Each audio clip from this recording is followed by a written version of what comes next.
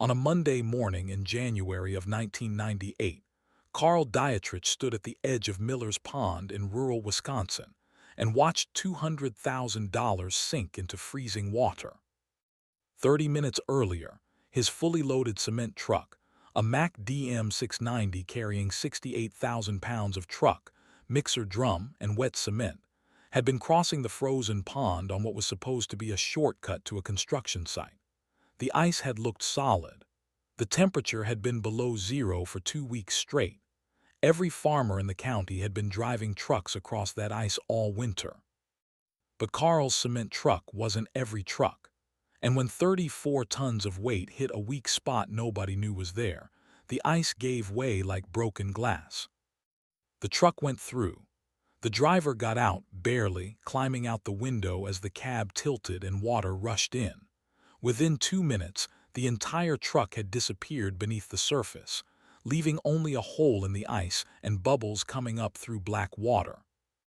Now, 3 hours later, Carl stood with his site engineer, 2 environmental inspectors, and 5 different towing companies, all telling him the same thing: impossible.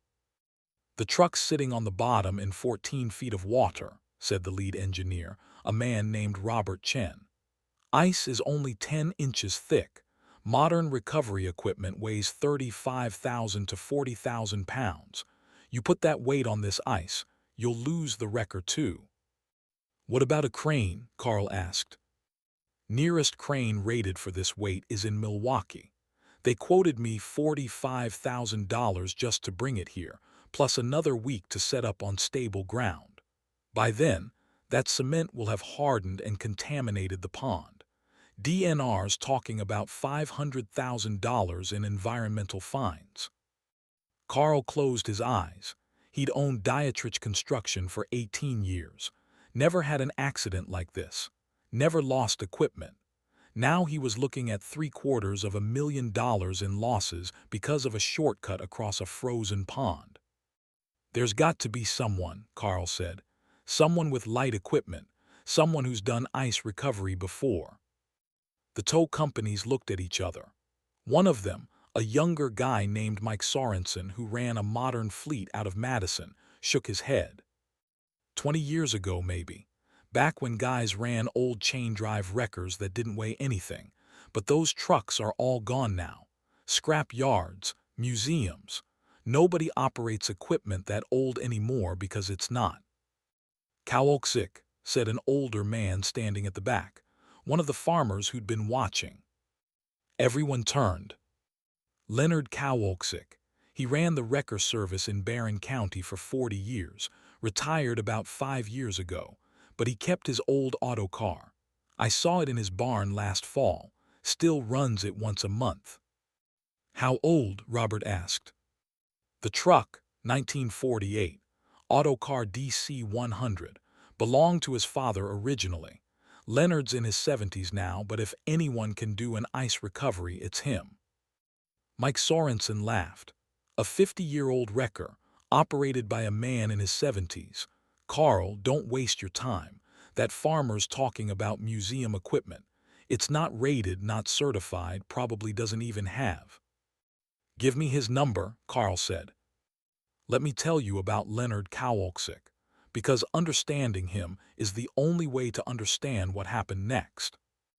Leonard was 73 years old in 1998. He'd been born in 1925, the son of Polish immigrants who'd come to Wisconsin in 1920 to farm. His father, Joseph Kowalczyk, had started a small towing and repair business in 1946 after coming home from the war. In 1948, Joseph bought something most people thought was crazy: a brand new Autocar DC-100 heavy-duty wrecker. Cost him $8,500, more than most houses. But Joseph believed in buying quality equipment once and maintaining it forever. The Autocar DC-100 was a beast of a truck. Built in Ardmore, Pennsylvania, it featured a chain-drive rear end, a manual boom assembly, and a winch system that used steel cable and mechanical advantage rather than hydraulics. It weighed 12,000 pounds empty, light for a heavy-duty wrecker even then, but perfectly balanced and incredibly strong. Joseph taught Leonard to operate the autocar when Leonard was 12 years old. Through the 1950s and 60s, Leonard worked alongside his father, learning every recovery technique, every rigging setup, every trick that pre-hydraulic wreckers required. When Joseph died in 1972, Leonard took over the business, ran it for 26 more years, never bought a new truck, just maintained the autocar, rebuilt it twice, kept it running like the day it rolled off the factory floor. He retired in 1993 at 68, selling his contracts to younger operators with modern equipment. But he kept the autocar, started it once a month, kept the boom greased, kept the cables fresh, kept it ready even though he wasn't sure what for. When his phone rang that January morning and Carl Dietrich explained the situation, Leonard was quiet for a long time. Modern trucks can't do it because of ice weight limits, Leonard finally asked. That's what everyone's saying. How thick is the ice? 10 inches. And the cement truck weighs 68,000 pounds total. Where's it sitting? Bottom, 14 feet of water, straight down from the hole. Leonard was silent for another moment. Then, I'll be there in 90 minutes. Don't let anyone try anything until I get there. Let me tell you about the autocar when it arrived, because seeing it was believing it. Leonard drove into the construction site at 11:45 a.m. Behind his Ford F-250 came the Autocar DC-100 on a flatbed trailer. The crew stopped what they were doing and stared. The wrecker was not what anyone expected. It wasn't painted in bright modern colors. It wasn't wrapped in company graphics. It was industrial gray and red, faded by 50 years of Wisconsin weather, with KOWALCZYK hand-painted on the doors in letters that had been repainted so many times the layers created texture. The boom was a simple A-frame design, no hydraulic cylinders, just steel and cable and pulleys. The winch was exposed, mounted behind the cab, all mechanical. The whole truck had a utilitarian, Depression-era look to it, like something that belonged in a black and white photograph, not at a 1998 construction site. Leonard climbed out of his truck. He was tall, thin, completely gray, wearing insulated Carhartt overalls and a fur-lined canvas coat that looked as old as the wrecker. He walked to the edge of the ice and stood there, looking at the hole where the cement truck had gone through. Carl Dietrich walked over. Mr. Kowalczyk. Leonard. Leonard, I appreciate you coming, but I need to be honest. My engineer is saying this recovery is impossible without a crane. Your engineer's probably right about modern equipment, Leonard said. He knelt down by the ice edge, pulled off a glove, and ran his hand over the surface. 10 inches thick. That's enough for my truck, not enough for yours. Robert Chen walked over, tablet computer in hand. Sir, with all due respect, I've run the calculations. A 68.0-pound load, 14 feet of depth, frozen lake conditions, ice load-bearing limits. You'd need a pulling force of at least 80,000 pounds just to break suction and get initial movement. That's assuming perfect rigging. Your wrecker, he gestured at the autocar, was probably rated for 15,000 pounds when it was new, in 1948. Leonard looked at the engineer. You calculate pulling force? Yes. You calculate weight distribution? Of course. Then calculate this. My truck weighs 12,000 pounds. Your modern wreckers weigh 35,000 to 40,000. I can drive onto ice you can't walk on. That means I can position where you can't position. Positioning matters more than raw pulling force when you're working through ice. Robert started to respond, then stopped. His fingers moved over his tablet. Second thing, Leonard continued. That cement truck went straight down. It's sitting flat on the bottom directly under the hole. I'm not pulling it horizontal like a ditch recovery. I'm pulling it vertical like a well recovery. Different physics. Easier physics. Easier, Robert said. Vertical pull means you're fighting the full weight. Vertical pull means no ground friction, no suction against mud, just straight weight against cable, and cable doesn't care about weight if you rig it right. Carl looked at Robert. Robert looked at his calculations. Neither spoke. "Let me do this," Leonard said. "If it doesn't work, you're out nothing but 3 hours of time. If it works, you save $500,000 in your business. What have you got to lose?" "Our insurance doesn't cover operators over 70 using uncertified equipment from the 1940s, Robert said. "Then you're not hearing me as an operator. You're hearing me as a consultant who happens to have equipment. I'll sign a waiver, whatever you need." Carl looked at the hole in the ice, looked at his $200,000 cement truck sitting somewhere below it, looked at Leonard Kowalczyk, 73 years old, standing there with absolute confidence. "Do it," Carl said. "Let me tell you about the next hour," because that's when Leonard showed everyone what pre-hydraulic equipment could do. First, he unloaded the autocar from the trailer, started the engine. It caught on the first try, settling into a deep mechanical idle that you could feel through the ice. Then he drove it, very carefully, onto the frozen pond. The crew held their breath. Robert Chin had his phone out, ready to call 911. The autocar moved slowly across the ice. Leonard stopped every 20 feet, got out, checked for cracks. The ice held. At 12,000 pounds, the truck was distributing its weight across enough surface area that the ice supported it easily. He positioned the autocar about 30 feet from the hole, set the parking brake, deployed the stabilizer jacks, not hydraulic outriggers like modern trucks, just mechanical screw jacks that he hand-cranked down until they touched ice. Then he got to work rigging. Leonard had brought 200 feet of steel cable and a series of heavy-duty pulleys. He set up a compound pulley system on the ice between the autocar and the hole, 6 pulleys in sequence, each one multiplying the mechanical advantage. "What's he doing?" Carl asked Robert. Robert was watching intently. "He's creating a 6-to-1 mechanical advantage. Means every pound of force his winch generates becomes 6 pounds at the load point. So if his winch pulls 15,000 pounds, he gets 90,000 pounds at the truck, which is," Robert stopped, "which is exactly what I calculated he'd need." Leonard wasn't done. He had one more piece of equipment, a massive hook assemblage that he'd built himself sometime in the 1960s. 20 pounds of forged steel designed specifically for underwater recoveries. He attached the hook to the end of the cable, then used a long pole with a weighted end to fish the hook down through the hole in the ice. He worked patiently, carefully, using the pole to guide the hook down into the black water. After 20 minutes, he felt it catch on something. "Got the frame," Leonard called out.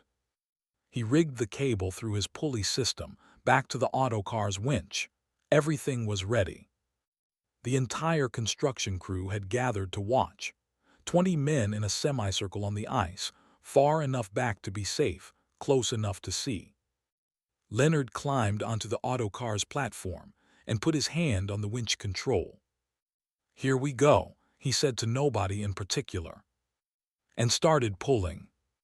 "Let me tell you about what happened over the next 6 hours, because it was the most patient, methodical recovery anyone there had ever seen."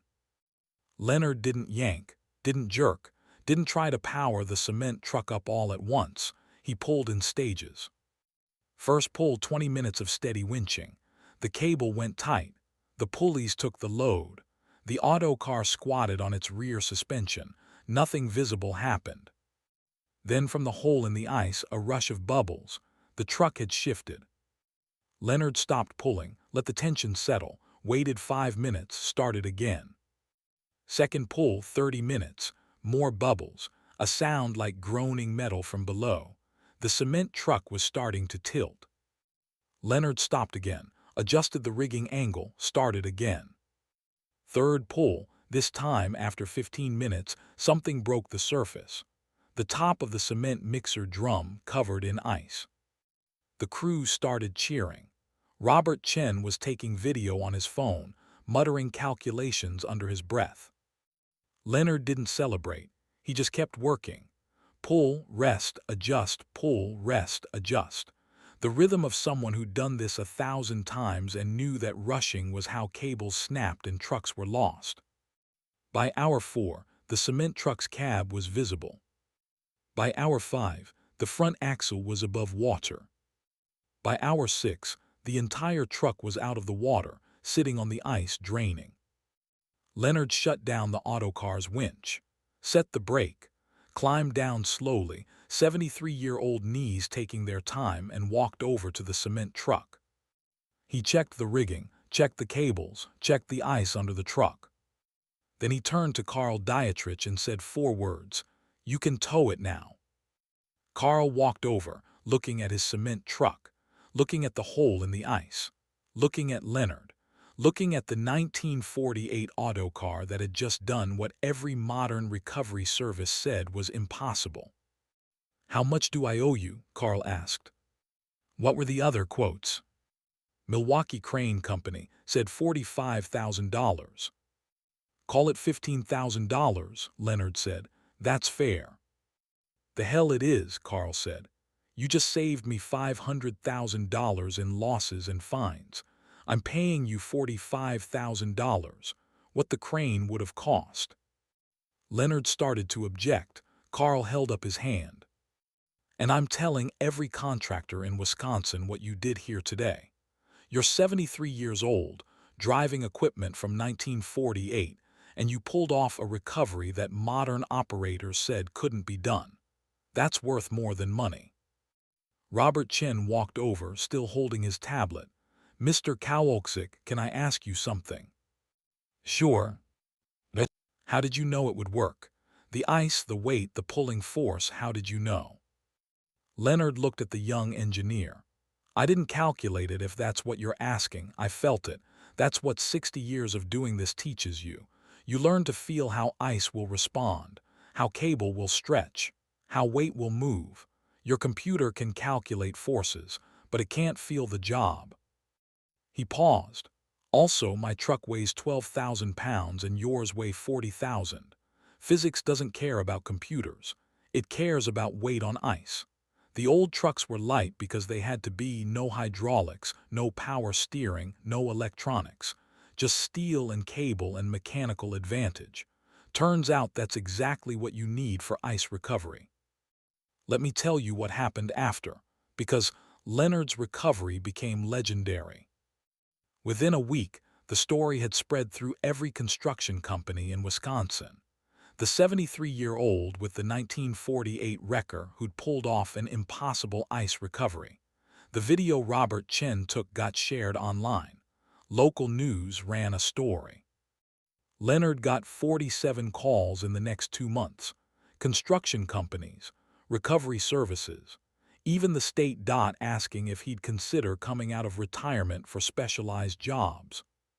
He politely declined most of them, but he did agree to consult on 3 more recoveries in 1998, all situations where modern equipment was too heavy or too complex, and where the simple mechanical power of the autocar was exactly what was needed. In 1999, at age 74, Leonard finally fully retired. The autocar went to the Wisconsin Automotive Museum in Hartford, where it sits today, still operational, still started once a month by volunteers who Leonard trained. Carl Dietrich's construction company survived. The cement truck was totaled. The water damage was too extensive, but insurance covered it because the recovery had been successful enough to avoid environmental fines. Robert Chen went back to his engineering firm and wrote a paper on historical recovery equipment and ice weight distribution. His professors thought it was theoretical until he showed them the video. The paper won an award. Leonard Kowalczyk died in 2006 at age 81. His obituary in the Wisconsin State Journal mentioned that he'd been a towing operator for 50 years, and that his 1948 Autocar had become one of the most famous wreckers in state history. At his funeral, Carl Dietrich told the story of the ice recovery, told 200 people how Leonard had driven onto ice that wouldn't support modern equipment, how he'd rigged a pulley system by hand, how he'd spent 6 hours patiently pulling a cement truck from 14 feet of frozen water while engineers said it couldn't be done. "Leonard taught me something that day," Carl said. "He taught me that newer isn't always better, that computers can calculate forces, but they can't calculate wisdom, and that sometimes the right tool for the job is a 50-year-old wrecker driven by a 73-year-old man who understands that patience and knowledge beat horsepower and hydraulics every single time." The 1948 Autocar DC-100 is still at the Wisconsin Automotive Museum, still started once a month, still maintained exactly the way Leonard maintained it. The cement truck hole in Miller's Pond is long frozen over and forgotten. But every winter, when ice covers the lakes and someone needs a recovery, someone in Wisconsin mentions Leonard Kowalczyk's name, mentions the Autocar, mentions that sometimes the answer to an impossible problem is a truck built when Harry Truman was president, and a man who understands that light beats heavy when you're standing on ice. The engineers said nothing could pull it out. They had degrees and computers and modern equipment. They were wrong. Sometimes the answer isn't new technology. Sometimes it's a 50-year-old wrecker, 200 feet of cable, and a man who knows that weight distribution matters more than pulling force, that patience beats power, and that the best recoveries happen when you understand physics not from a book, but from 60 years of feeling how the world works. The cement truck came up, the ice held, the old man drove home. And somewhere in Wisconsin, when the lakes freeze and someone says, "Impossible," someone else remembers the Autocar.